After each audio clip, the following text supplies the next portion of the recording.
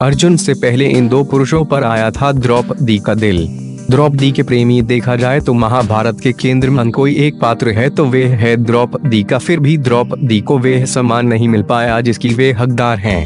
महाभारत में द्रौपदी की सबसे अधिक चर्चा चीरहरण वाली घटना को लेकर होता है। शायद इसकी एक वजह यह है कि पुरुषवादी समाज नारी को अबला के रूप में ही देखना चाहता है। पर यदि आप द्रौपदी के चरित्र की गहराई में जानना चाहते हैं तो आपको द्रौपदी के संपूर्ण व्यक्तित्व को देखना होगा। कम ही लोगों को पता होगा कि द्रौपदी का असली नाम कृष्णा था। द्रौपदी के प्रेमी द्रौपदी कृष्ण की सखी थी, यह तो सब जानते हैं, पर द्रौपदी के लिए कृष्ण एक सखा से बढ़कर थे। कृष्ण वे पहले पुरुष थे जिनके लिए द्रौपदी यानी कृष्णा के मन में प्रेम अंकुर फूटा था। पर कृष्ण ने द्रौपदी को सखी भर ही माना और उनका स्वयंवर रचवाकर उस प्रेम पर विराम लगा दिया।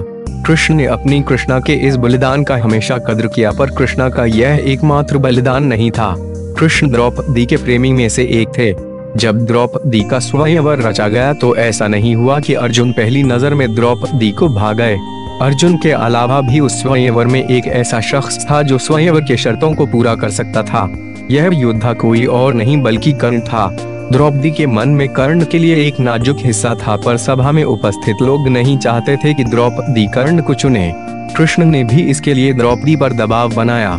सभा के दबाव में द्रौपदी को कर्ण को अस्वीकृत करना पड़ा। इसके बाद अर्जुन ने स्वयंवर के शर्तों को पूरा करके द्रौपदी का परिग्रहण किया। इस तरह अर्जुन तीसरे पुरुष के रूप में द्रौपदी के जीवन में आए, पर द्रौपदी के बलिदानों का सफर अभी यही नहीं रुका।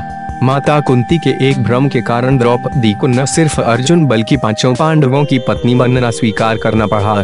द्रौपदी पांचों पांडवों में विभाजित हुई।